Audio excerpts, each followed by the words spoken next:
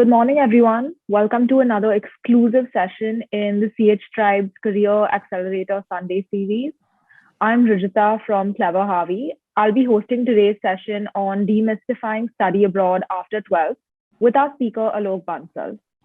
So, what to do after 12th is a question that parents and students start thinking about almost from junior KG itself. While going abroad for college is the preferred option for many, there are so many questions that come up along the way.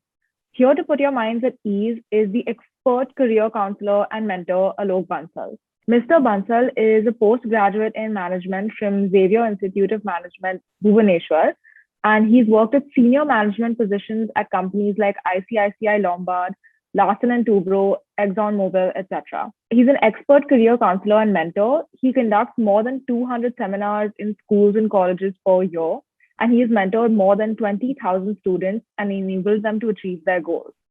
Welcome, Alok. We're delighted to have you here. Thank you. My pleasure. So, without further ado, I think we should start. So, over to you. Thank you very much, Rujita. Thank you, Clever Harvey, for organizing this session. Good morning, everyone, and a warm welcome to this seminar, which is Demystify Study Abroad or Demystifying Study Abroad After 12th. So whenever we talk about a topic like this, people have a lot of myths, misconceptions, ideas, doubts. Should I really go abroad to study? Which countries should I prefer? Would I get a scholarship? Is it really worth going abroad and studying at an undergraduate level when my child, I think, is not mature enough or I am not mature enough? Would I be able to adjust with people? Which stream should I pursue there? Would I get a work visa after completing my course? Scholarships, long-term perspectives. Would I be able to immigrate? Would I be able to settle there? What is the process of application? Lot of questions people have in their mind. And actually, whenever I take seminars like these, people give you a lot of ideas to discuss and talk about it. So first and foremost, really, should you plan to go abroad? Honestly speaking, it depends on an individual perspective. But let's understand where we are coming from. You are a global citizen today, and the world is available to you for you to perform. When we take pride in people like Sundar Pichai or maybe others like Satya Nadella or anybody else, Pugita Gopinath and others, we take pride in them. And when you really look back at their profile and the kind of work they're handling, it is extremely inspirational, right? Can I perform at that kind of a stage as a child or as a parent? Can I afford to ensure my child does that? Absolutely, it is possible. So should you really look at going abroad? Honestly speaking, you'll have to look at multiple perspectives in that sense. You are wanting to ensure that the child is performing at a global stage. That's number one. What kind of education are you seeking for your child? Are you wanting your child to go through the rigor of the Indian entrance examinations and then even he or she makes it to a particular college? Are they happy because the kind of ecosystem which is available or the education which is available, is it up to date? I mean, that's a question you need to answer. I mean, I am not going to criticize any system for that matter, but what we are talking about is a global enterprise or a global setup where people come from various backgrounds, the kind of faculty members who are taking instructions or giving instructions to your child or you for that matter are world-class people who have gone through the rigor of performing, who understand that their passion is definitely academics, they want to add value to the world. The child is given that exposure where the child can incubate an idea, understand the latest in the world, and so forth and so on. So that's the way it is. So it is a long-term perspective you must have when you're trying to understand that. And honestly speaking, whenever I talk about a long-term perspective to parents and children, I talk about three things. First, you must have a clear vision of where do you see yourself 15 years from now. And that's typically the definition of vision statement. Do you have a vision statement? Where would you see yourself 15 years from now? And when you really look at it, Harvard Business School defined that very clearly. And they said it has to have three components. Where do you come from? What is the background you belong to? I mean, you come from a rural background, you come from a cosmopolitan background, you have understood an IB curriculum, you come from a CBSE curriculum. What is the pedigree or heritage you carry for yourself? And that is what shaped your personality to a large extent. You like it or you don't like it. You are here because of your past. But presently, if you really want to grow to that particular level, you'll have to look 15 years later. This is the goal I want to achieve. So if you really look at which education institution would you go to, which would ensure that you achieve your goals, that is the call you'll have to take.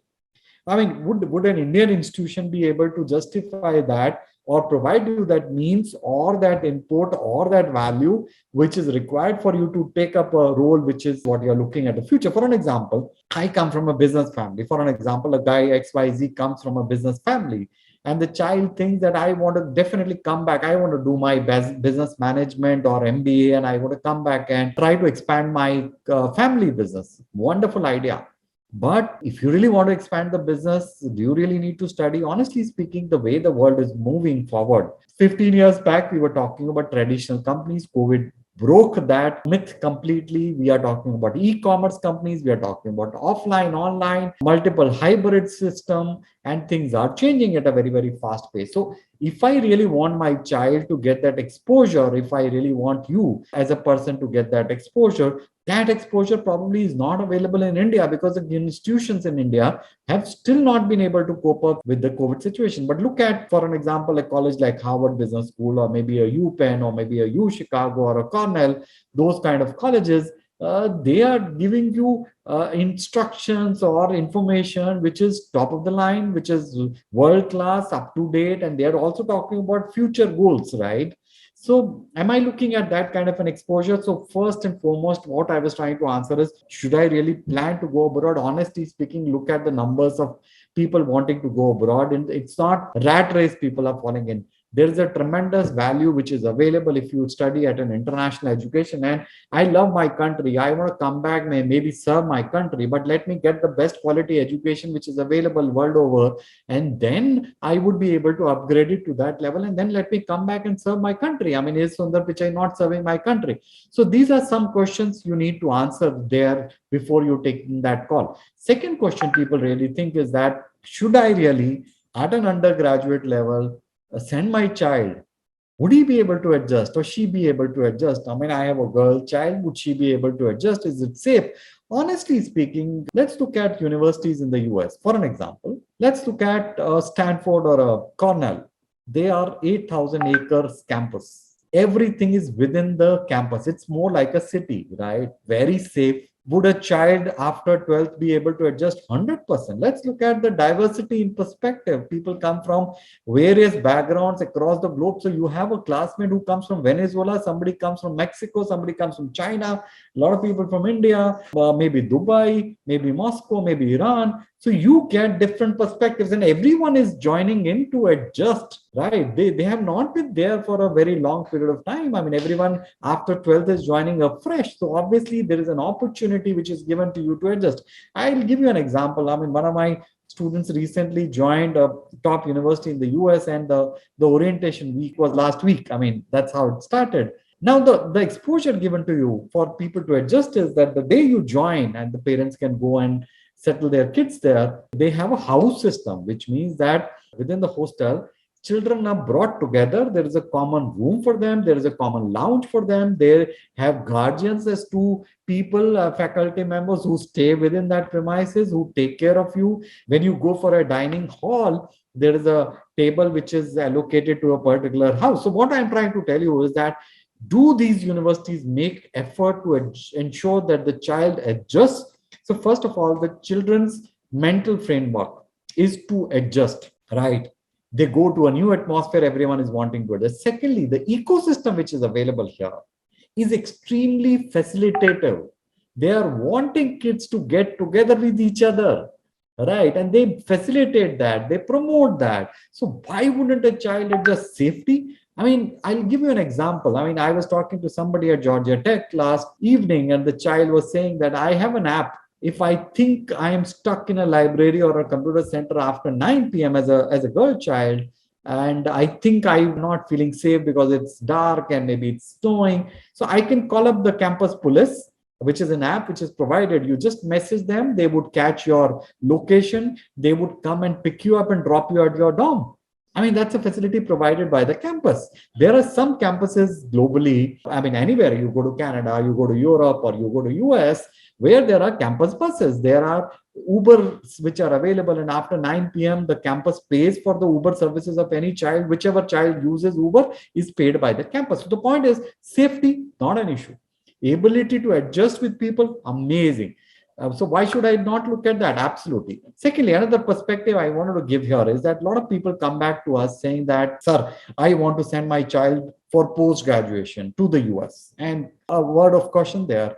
India, you have mostly 3 years of education, whether it is Christ, whether it is Delhi University, Mumbai University, or whatever universities you're talking about. 3 years graduation, undergraduate. After that, can I immediately take up a post-graduation? Very difficult.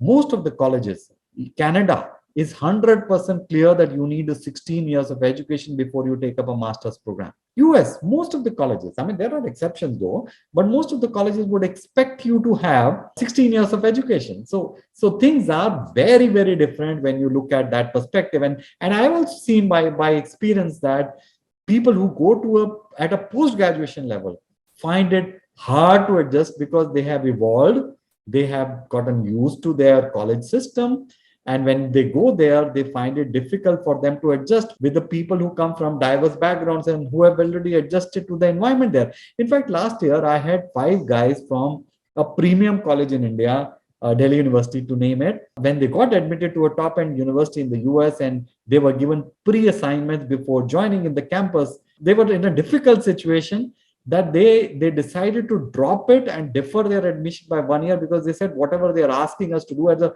pre-class work, we have never heard about it. We have not studied that. So people find it difficult to adjust at a post-graduation level rather than an undergraduate level. That's one. Moving on, what other advantages are there? Scholarships. Are scholarships available? Plenty of scholarships are available. There are 100% scholarships are available. I'll give you some hard statistics. Last year, I got 371 admits to US alone with 95 crores worth of scholarships. People come back and tell me, oh, scholarships are not available. Yeah, you need to plan for that. And there are various kinds of scholarships which are available. Merit scholarship, everyone can avail of it.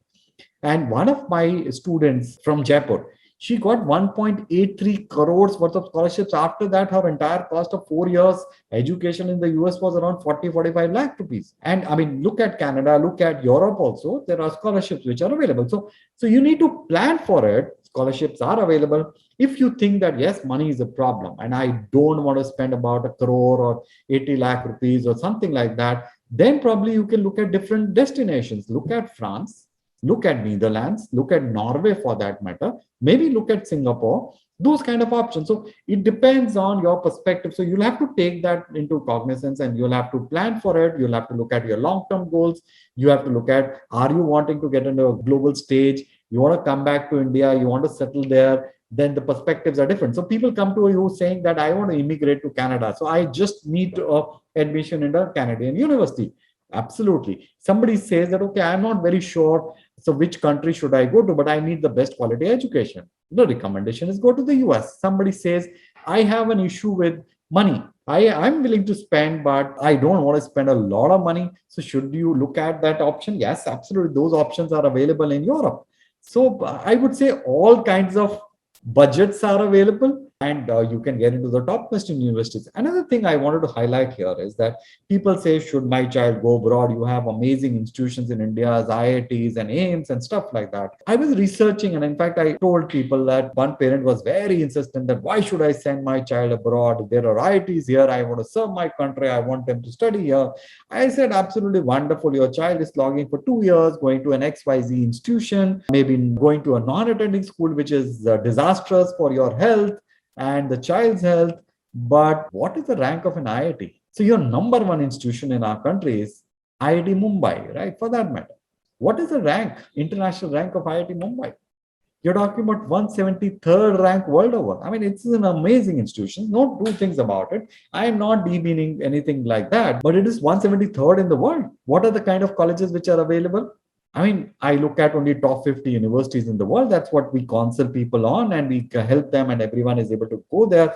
The 371 students I talked about got into the top 50 universities in the world, which are much higher than IITs. That's the way it is, right?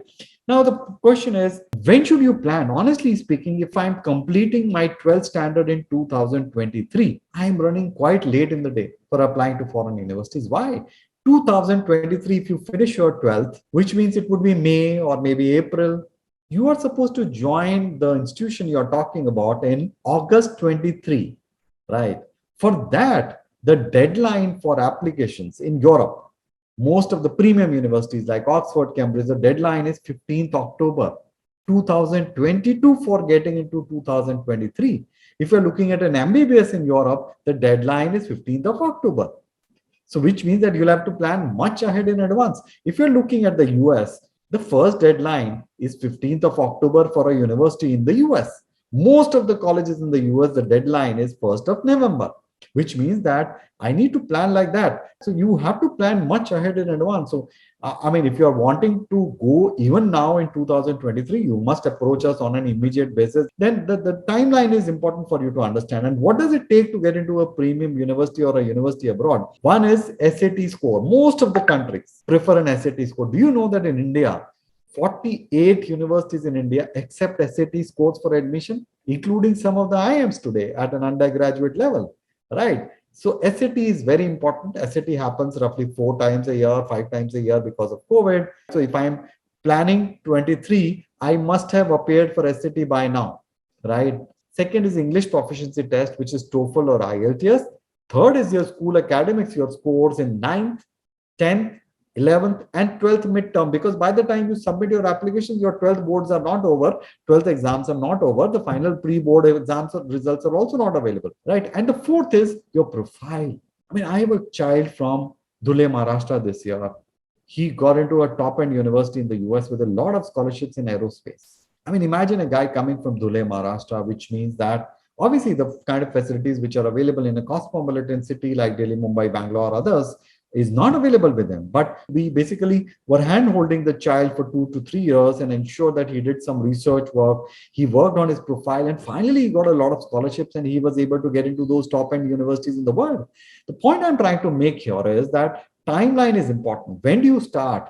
Right. When should you start? Ideally speaking, immediately after the 10th boards are over, you should have enrolled with a consultant like us and you should have started your journey. In fact, today I have 3 appointments where the children are in 9th standard and the parents are traveling down to meet me. One parent is coming from Jaipur to Delhi to meet us up.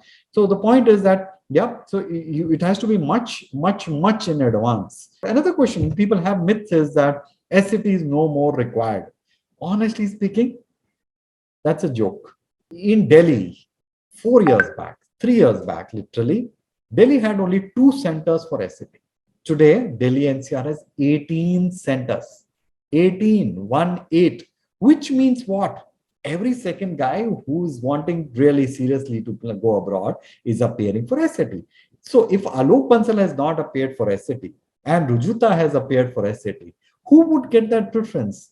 Obviously, Rujuta. There is a background to it. Why are universities saying SAT is not required? I mean, they're not talking to you. They're talking to people in China. They're talking to people in Dubai or Venezuela or Mexico, where SAT couldn't be held because there is a political or economic or a health issue world over. They are not saying that you are not allowed or I am not asking you to appear. Do you know that during COVID times, the number of applications in the world, topmost universities have increased by 70%, 72%. Why? Because everybody thinks that I can get into Harvard without appearing for SAT, right? I mean, so it doesn't work like that. Having said that, there are still some opportunities which are there. So in case you are looking at 2023 admits and you have not appeared for SAT, come back and talk to us and we'll be able to find a way out. But if you're looking at a long-term perspective, SAT is a must exam. You must look at that very carefully. Now, there could be multiple other questions about, I talked about diversity. I talked about why should you study abroad? And I mean, let me give you some facts, hard facts. If you go to the US today for your undergrad, a student pursuing BBA gets a starting salary of $1.2 lakh after 4 years. Now that child at $1.2 lakh after tax and everything would be able to save 25 to 30 lakhs easily in Indian rupees. $1.2 lakh, but in Indian rupees, 25 to 30 lakhs is easily savable. In India, after graduation, why do you push the child to do post-graduation? Why? Because the child is not employable, even if the child has gone to a Sukhdev College of Business Studies or a Narsi Munji for BBA, right? Or maybe a Symbiosis for BBA. Why? Because the child is not employable, or somebody would pay him maybe 25,000 bucks. And that's why you push him to do an IIM, to do an MBA at an IIM, because you think that you would get 40 lakhs. But IIM Ahmedabad has published a document which says that the average salary is 20 lakhs. So what I'm saying is, what you would earn here you're actually saving much more than that abroad, and you're getting a lifestyle which is very different. Am I saying you can't come back to India? You're most welcome to come back in India and serve here. Would companies welcome you? They would give you a much higher salary than somebody from who has studied in India. So the perspectives are different, right? I have a child pursuing computer science in the US, just completed his second year. He's got an internship of 18 lakh rupees in the US. 18 lakh rupees. His father came back and told me, man, I don't have to spend money because my child is earning 18 lakh rupees in his internship, right? He's got a scholarship, he's earning 18 lakh rupees. Would you be able to imagine that case or scenario in India? No. So that's the way it is. People are able to do part-time work, which is an amazing, hardcore, good work of research, internships or teaching assistantships, and they earn money. So the lifestyle is much better. Scholarships are available. You have an opportunity of coming back to India or maybe staying there. Similarly, there was somebody who was saying that what kind of work visas are available in US after completing your undergraduate. 3-year work visa is available. So 7 years is kind of safeguarded.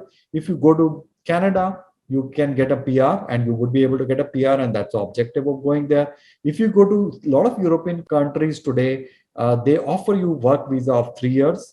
Some offer 2 years, but that is kind of an extendable because Europe is more interconnected. So you have studied in France, but now you can shift to Ireland, or you can work in Luxembourg, or you can work in UK. So things like that. So perspectives are very different. And if you go to Singapore, things are slightly different because they say if you commit that you're going to stay here for 3 years, we'll give you scholarships. Right. So those kind of options are available. So there are pluses and minuses, permutation and combinations which are available, but that's an amazing option which is available. Somebody is saying, could you please share the list of scholarships? Honestly speaking, there are multiple scholarships. So one of my students is a global winner for a competition amongst the top 8 guys in India who won an international competition, which is 20 people across the globe. So all these guys would be getting a scholarship for next 4 years. The money which is on the table is $5 million. It's a kind of a merit or a competitive scholarship, but merit scholarships are available in plenty of colleges. You come to me, I can promise you that in US universities, I would be able to get a lot of scholarships, right? That's difficult in other countries, but yeah, scholarships are available. Please elaborate on medical courses. Sharif is asking, see in UK, if you want to do MBBS in UK, look at the kind of money people are doling out for doing MBBS in India, right? 1.2 crores, 1.5 crores. We don't know when the counseling is going to happen. But if you go to even a place like UK, which follows a similar system of an MBBS for 5.5 years, you can get there. You'll have to appear for an exam called UCAT, which has to be in September or October of 2022 if you want to join in 23. And then you can apply to these colleges, and the cost is much lower. Actually, within one crore, you can finish the entire 5.5 years of your medicine course, and you can stay there after that. So a lot of options are available. In fact, I have 7 students this year who are going to US to pursue their medicine after 12th, and it is coming out to be cheaper than getting into a private university in India, right? Obviously, the time is similar, but then that's the way it is. Which countries are good for art and design? Amazingly, interestingly, there are 2 continents, I would say. I would say America. There are amazing places like in New York, like Pratt, FIT, SCAD, California School of Arts. And in Europe, you have London School of Arts or Royal Academy of Arts, and those kind of options. So Europe as well as US, these are the places to go for the art and design. In US, you'll be able to get a lot of scholarships. Law courses in UK or US, in fact, you have to be very clear on why are you wanting to pursue law abroad after 12th.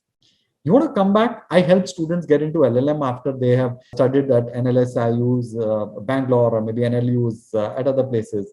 And last year also, I got somebody admitted at UCLA after OPG in the law. So you have to be very clear on you want to come back and work as a lawyer here in India, or you want to stay there, and what is the objective.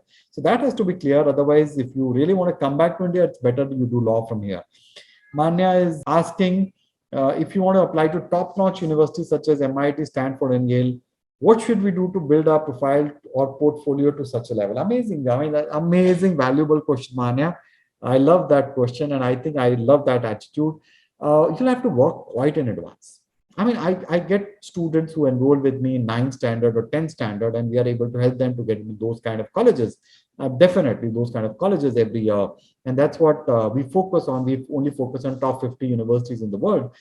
It takes a lot of effort on profile, which could be community service, which could be projects, which could be research, a lot of things. I cannot elaborate much more than that here. on a proper platform. Should I give ACT or SAT? SAT is pen and paper till 3rd of December. After that, it is going to be a computer adaptive test, which means the computer would throw different questions to different people. ACT has been a computer-based test. It depends on your speed.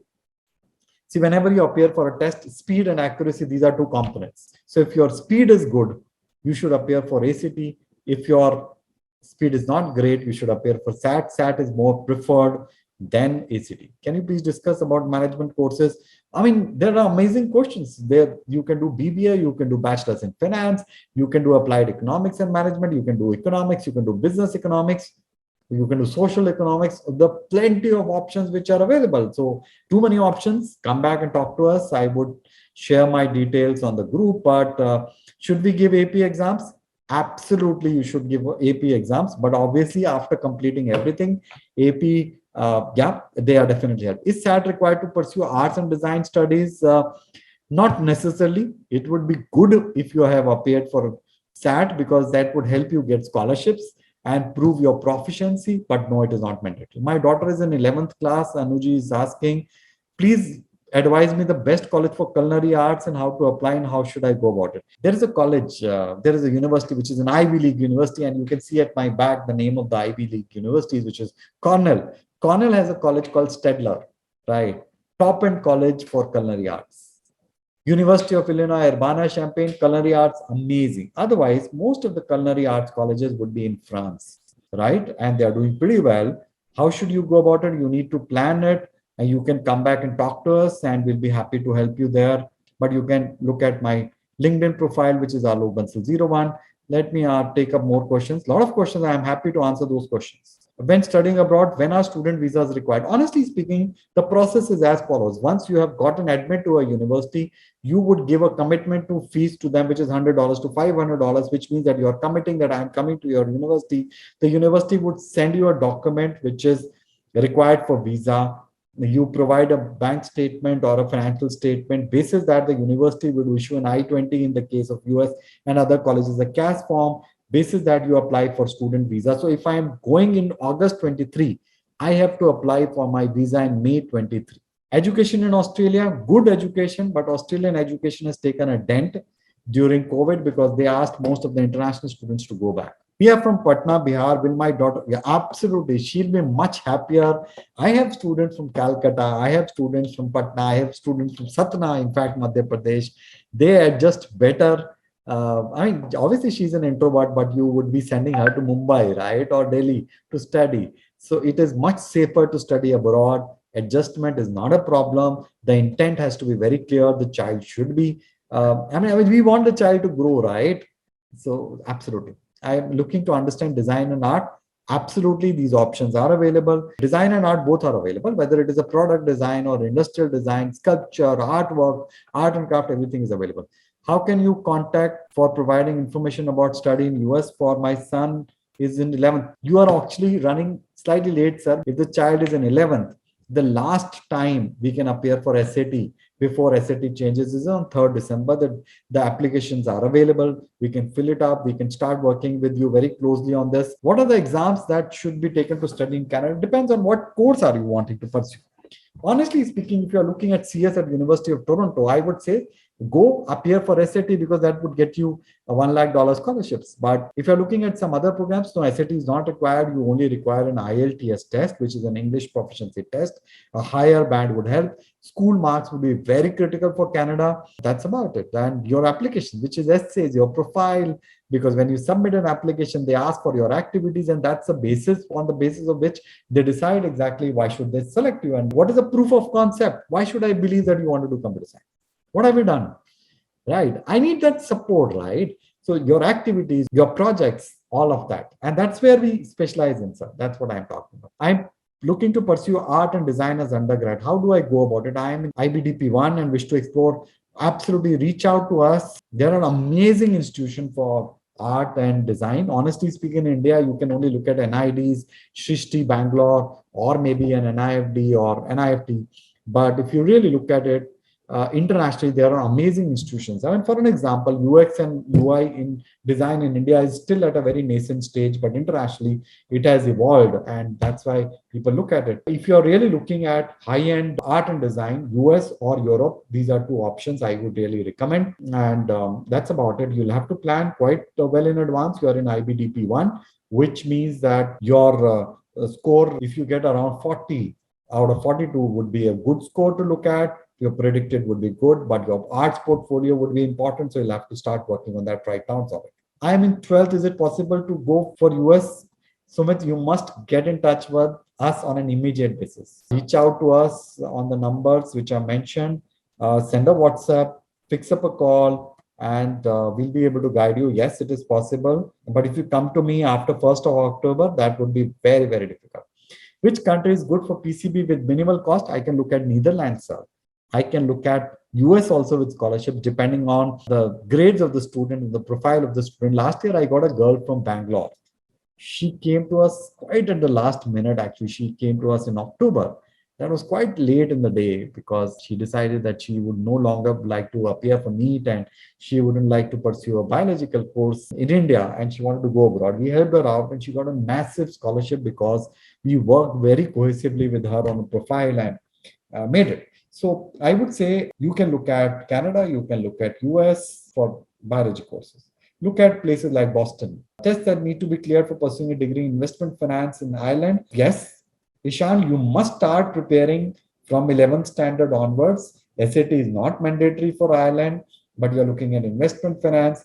I would be very interested to understand your ability to perform well in academics or math because you're looking at investment finance. So if you can appear for a test and contribute to your profile that way, that would be very helpful. Have you participated in a program like Clever Harvey? I mean, honestly speaking, Rujita would be very happy to hear about it. I mean, whenever I get a child who is wanting to do BBA abroad or business management abroad, I ensure that they enroll with Clever Harvey because that's an amazing program they are offering here.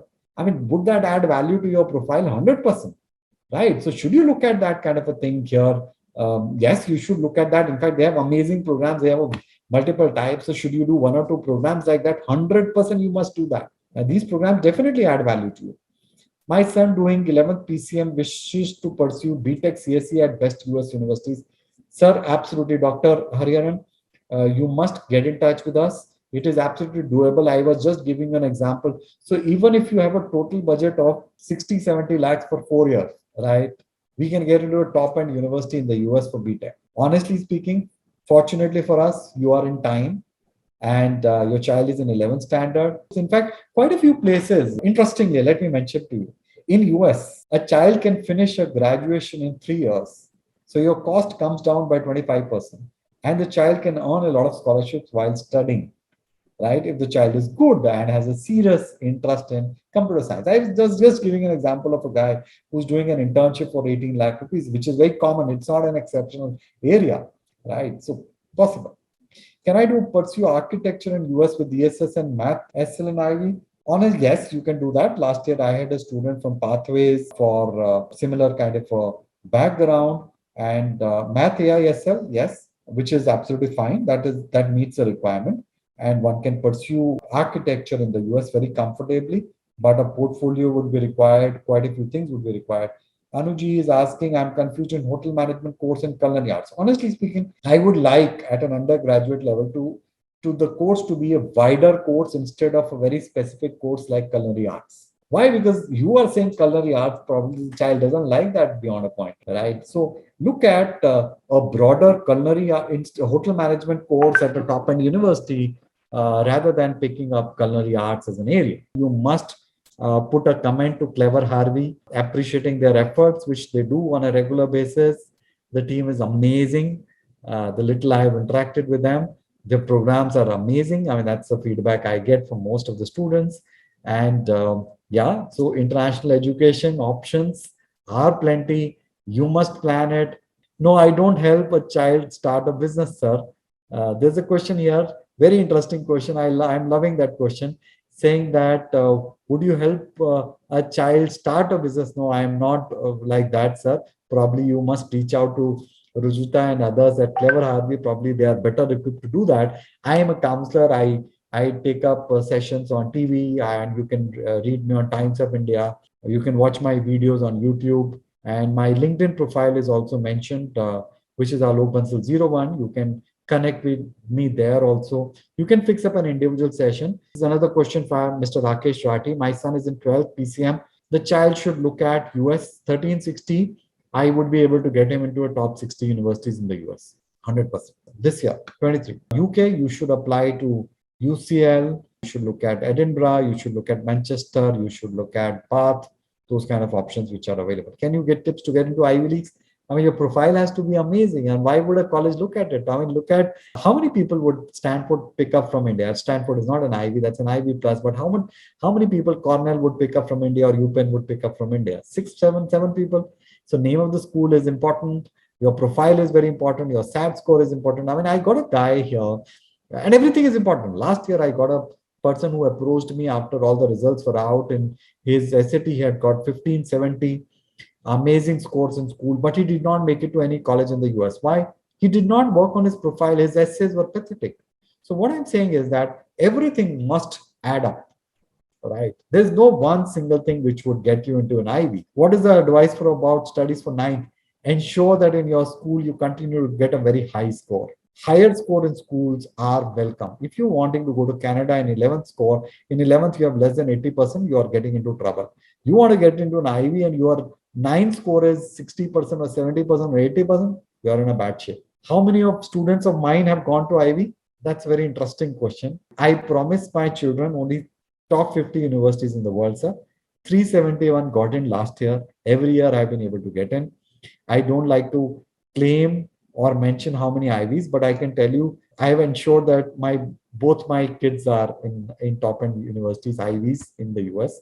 And every year I am able to send quite a few students to Ivies, right? You can track our results on my Instagram, which is Alok Bansal 01. Would psychology plus business studying consumer behavior? Depends, Priyanshu, on what basis are we looking at? Why are we looking at that? That's a very interesting area to look at it. Positioning is going to be important. Consumer behavior is a subset of every business program today. But yeah, adding psychology would be a good idea. Business NYU Stern is an amazing place. I've got 5 admits to NYU this year, which is amazing. But yes, you can look at it. That's a good program to look at. Yes. So thank you very much. It has been a pleasure interacting with all of you. This is amazing. This is great to interact with you on a comfortable rainy morning on Sunday. Rujita has also and others have made an offer. Souvik, Rujita, and others at Clever Harvey have been definitely working hard to ensure that we are there. The only other area I would like to mention here is that please be very sure, just don't follow others. Everyone has a unique personality. Everyone is different in the way they look at things. Everyone is very unique in that sense. And you must be very clear on what is the vision statement you have, what are your long-term goals, how are you planning to achieve that is going to be important. That is what we should look at. So thank you very much for participating in this seminar. It has been a pleasure. The only submission I have is that you must look at a long-term perspective. You must start planning quite well in advance, and definitely you would be able to make it to your dream institution. Thank you very much. Thank you so much, Alok, for giving us this incredible session. Thank you for taking the time out of your schedule. So that brings us to the end of today's session, but we'll definitely be having many more such talks in the future. Thank you, everyone, for coming. Thank you. Hope you all have a wonderful Sunday. Thank you, Alok, again for giving us this session. Thank you.